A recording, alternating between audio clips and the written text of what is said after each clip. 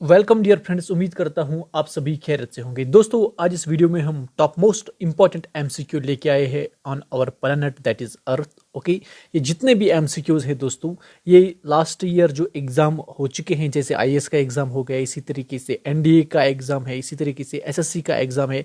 इन एग्जामों में ये जो क्वेश्चंस है आ चुके हैं और आपके फ्यूचर एग्जाम के लिए बहुत ज़्यादा इंपॉर्टेंट साबित हो सकते हैं। तो चलिए दोस्तों हम स्टार्ट करते हैं क्वेश्चन नंबर 1 से।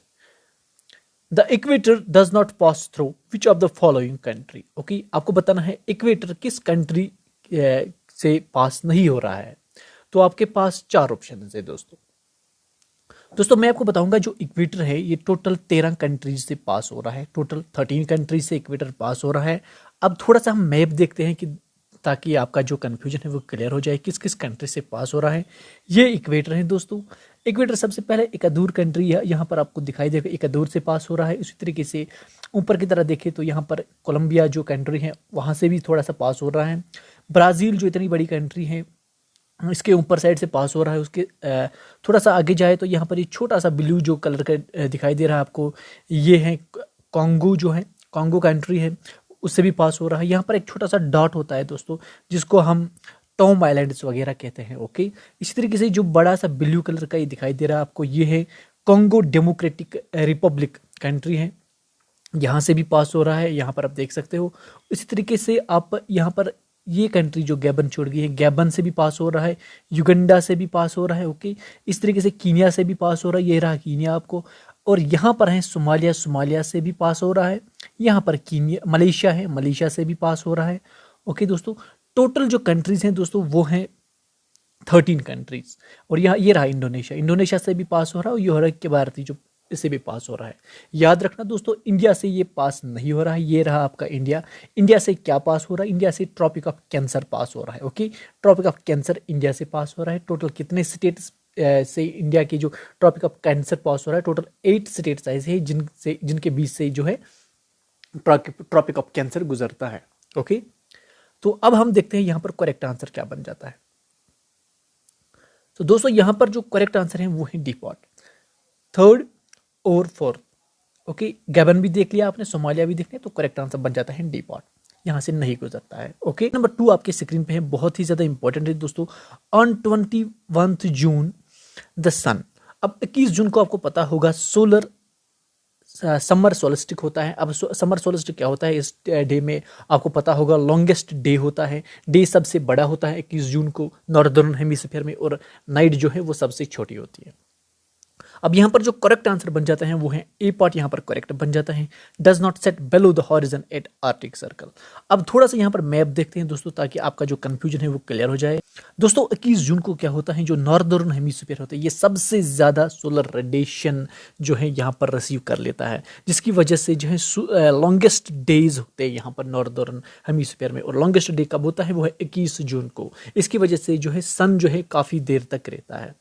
ओके, ये क्लियर हो गया। अब हम चलते हैं क्वेश्चन नंबर 3 की तरह, जो कि बहुत ही ज्यादा इंपॉर्टेंट है। क्वेश्चन नंबर 3 आपके स्क्रीन पे है दोस्तों। If the equatorial plane of Earth is not incline to its orbit then. अगर इक्वेटोरियल प्लेन जो कि यहाँ अभी आपने देखा कि टिल्ट ये अर्थ की तरह नहीं होगा, अपने ऑर्बिट की तरह नहीं होगा, तो उस वजह से क्या होगा? क्या होगा दोस्तों आपको बताना है। तो इसका जो दोस्तों करेक्ट आंसर है दोस्तों वो है सी पॉट, यहाँ पर करेक्ट बन जाता है। There would be no change in seasons, seasons में कोई चेंज नहीं होगी। ओके, उसके बाद हम क्वेश्चन नंबर 4 की तरह चलते हैं, बहुत ही ज्यादा इंपॉर्टेंट है। Spring tides refers to. अब स्प्रिंग टाइड्स किसको कहते हैं? ये भी आ चुका है, एनडीए 2019 में आ चुका है ये। अब दोस्तों आपको पता होगा 2 तरह के टाइड्स होते हैं, एक तो होते हैं नीप टाइड्स और दूसरे होते हैं स्प्रिंग टाइड्स।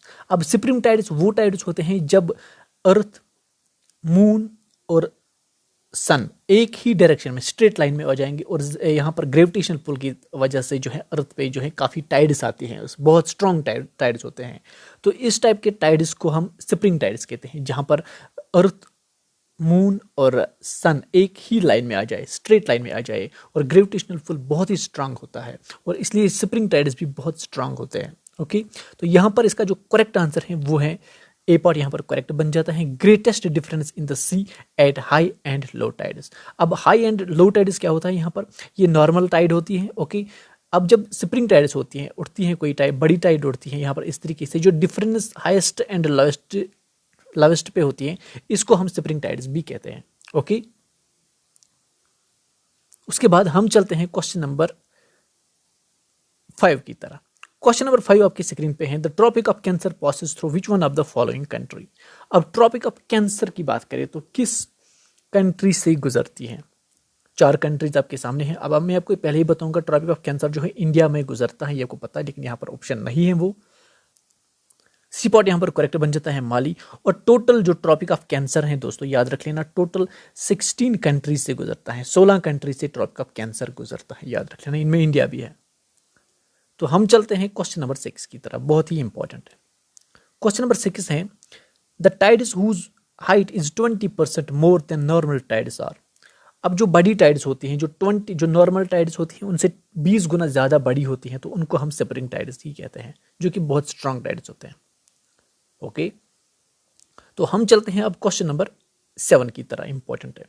क्वेश्चन नंबर 7 है दोस्तों, वो है the equatorial circumference of Earth is nearly. अब इक्वेटोरियल सर्कमफ्रेंस जो अर्थ की है वो कितनी है अप्रॉक्सीमेटली, आपको बताना है। तो इसका करेक्ट आंसर 40,000 के आसपास। ओके, 40,000 किलोमीटर, याद रख लेना, बहुत ही इंपॉर्टेंट है। उसके बाद नेक्स्ट इंपॉर्टेंट क्वेश्चन है दोस्तों, बहुत ही ज़्यादा इंपॉर्टेंट है। क्वेश्चन नंबर 8 है, which of the following statement related to latitude are true. आपको बताना है लैटिट्यूड से रिलेटेड इनमें से सही आंसर कौन सा है। नंबर 1 है, rainfall temperature and vegetation very with latitude. Okay, correct है, बिल्कुल ठीक है। जब यहाँ पर है ये लैटिट्यूड, ये इक्वेटर है, 0 डिग्री लैटिट्यूड इसे कहते हैं। इसके ऊपर जाओगे, जितना ऊपर जाओगे तो ठंड महसूस होगी, वेजिटेशन भी अकॉर्डिंगली चेंज हो जाएगी, नीचे जाओगे तो अकॉर्डिंगली वेजिटेशन भी चेंज होगी, बाकी मौसम भी बदलेगा। ओके, ये तो कॉमन सेंस है, आपने पढ़ा होगा। तो ये भी यहाँ पर भी करेक्ट हो जाता है। The difference between longest day and shortest day increase with latitude, ये भी करेक्ट बन जाता है। Okay, Indira Point is located approximately at 6 not 48 north latitude, ये भी करेक्ट बन जाता है। तो तीनों यहाँ पर करेक्ट बन जाते हैं। तो आंसर इसका है डी पॉट यहाँ पर करेक्ट बन जाता है। तो हम चलते हैं क्वेश्चन नंबर 9 की तरह। क्वेश्चन नंबर 9 आपके स्क्रीन पे है, जो कि बहुत बहुत इंपॉर्टेंट है, जो कि CDS 2017 में आ चुका है। Which one of the following statement with regard to winter solstice is correct. अब आपको पता होगा विंटर सोल्स्टिक से रिलेटेड ये क्वेश्चन पूछा गया है, आपको बताना है करेक्ट कौन सा है इनमें। तो आप जल्द से जल्द पढ़ दीजिए, गैस कीजिए इसका करेक्ट आंसर क्या होगा। 4 ऑप्शन है आपकी स्क्रीन पे। The South Pole experiences 24 hour of darkness, क्या ये ठीक है? इट ऑकर्स ऑन 21 जून, ये बिल्कुल गलत है, 21 जून तो हो ही नहीं सकता, नॉर्दर्न हेमिस्फीयर की बात चल रही है। The North Pole experiences 24 hours of darkness, ये यहाँ पर करेक्ट बन जाता है। सी पॉट यहाँ पर करेक्ट बन जाता है। ओके, उसके बाद हम चलते हैं क्वेश्चन नंबर 10 की तरफ। क्वेश्चन नंबर 10 है, बहुत ही बेसिक सा क्वेश्चन है, लेकिन आ चुका है SSC ग्रेड 2017 में, ये आ चुका है। Land covers about what % of earth surface, कितना लैंड जो है कवर करता है। ये तो बेसिक सा क्वेश्चन है, बचपन से लेकर अब तक पढ़ते आ रहे हैं। 30% जो है लैंड कवर करता है, 70% जो है 70% जो है वो वाटर कवर कर लेता है। उसके बाद हम चलते हैं क्वेश्चन नंबर 11 की तरफ। क्वेश्चन नंबर 11 है, a difference between 2 longitudes at equator is nearly equal to how many kilometres. Okay, अब आपको शॉर्ट में बताना होता है जो लॉन्गिट्यूड्स हैं यहाँ से इस तरीके से होते हैं। ओके, तो आपको बताना है इन दोनों के बीच में डिफरेंस कितनी होती है। अब ये कॉमन सेंस है, टोटल जो सर्कमफ्रेंस है वो 40,000 है, डिवाइड बाई 360, क्योंकि 360 जो है लॉन्गिट्यूड्स हैं, तो वहाँ पर अप्रॉक्सीमेटली ये निकलता है। बी पॉट यहाँ पर करेक्ट हो जाता है, 111। ओके, ये आप कर सकते हो। उसके बाद है question number 12। Question number 12 important है, the shortest day length date occur in the northern hemisphere is on. बहुत ही इंपॉर्टेंट है, शॉर्टेस्ट डे कब होता है, बहुत ही इंपॉर्टेंट है नॉर्दर्न हेमिस्फीयर में। अब ये तो समर सोल्स्टिक में नहीं होगा, विंटर सोल्स्टिक में हो सकता है, तो आप गैस कीजिए। इसका करेक्ट आंसर डी है, यहाँ पर ये 22 दिसंबर करेक्ट बन जाता है। ओके, बहुत ही ईजी है दोस्तों। ये वीडियो हमने शॉर्ट रखा है, ये लास्ट क्वेश्चन है, और इसका पार्ट 2 भी लाएंगे, पार्ट 3 भी लाएंगे। जितने भी इंपॉर्टेंट MCQ जो आ चुके हैं अब तक और जो आने चांसेस हैं, जिनके आने के बहुत सारे चांसेस हैं, वो भी हम करेंगे। ओके, तो क्वेश्चन नंबर 13 है last question, the earth axis of rotation, that is polar axis, is always inclined at an angle of. अब इस तरीके से अर्थ जो आपको दिखाई दे रही है थोड़ी सी इस तरीके से होती है। ओके, अब जब इसको इस तरीके से करते हैं यहाँ पर ये इंक्लाइंड होते हैं, थोड़े इस तरीके से यहाँ पर एंगल बन जाता है। ओके, वो अप्रोक्सीमेटली कितना होता है। तो इसका जो दोस्तों करेक्ट आंसर है वो है डी पॉट, यहाँ पर करेक्ट बन जाता है। 23 डिग्री यहाँ पर जो इसका है इंक्लाइंड है। अगर आपको वीडियो पसंद आए तो लाइक कर देना और साथ में चैनल को भी सब्सक्राइब कर देना। Thank you for watching dear friends.